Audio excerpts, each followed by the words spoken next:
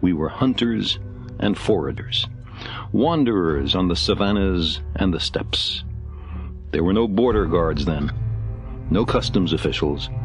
The frontier was everywhere. We were bounded only by the earth and the ocean and the sky. Since we first emerged a few million years ago in East Africa, we've meandered our way around the planet.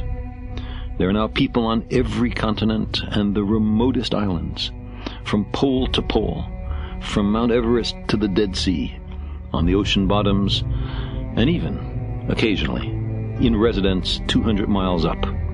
Humans, like the gods of old, living in the sky.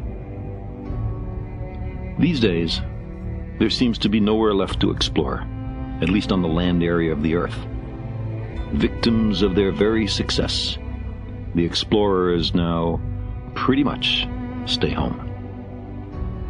Vast migrations of people, some voluntary, most not, have shaped the human condition.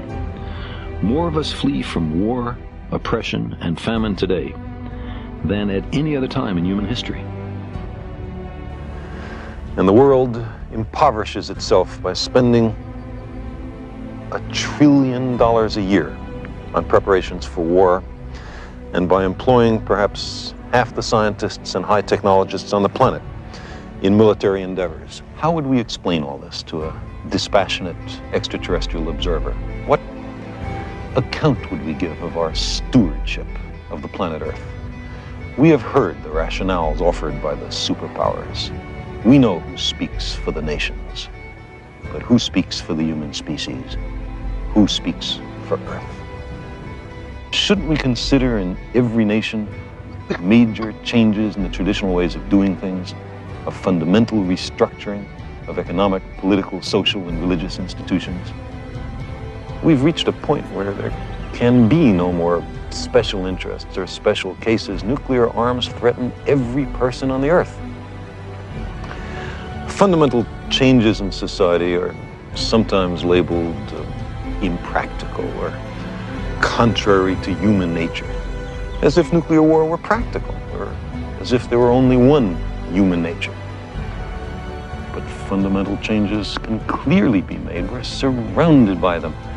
In the last 2 centuries, abject slavery, which was with us for thousands of years, has almost entirely been eliminated in a stirring worldwide revolution.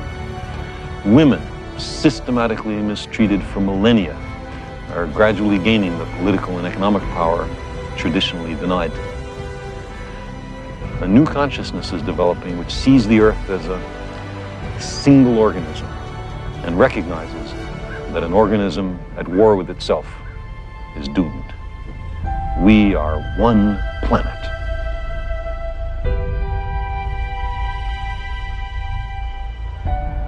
One of the great revelations of the age of space exploration is the image of the Earth, finite and lonely, somehow vulnerable, bearing the entire human species through the oceans of space and time.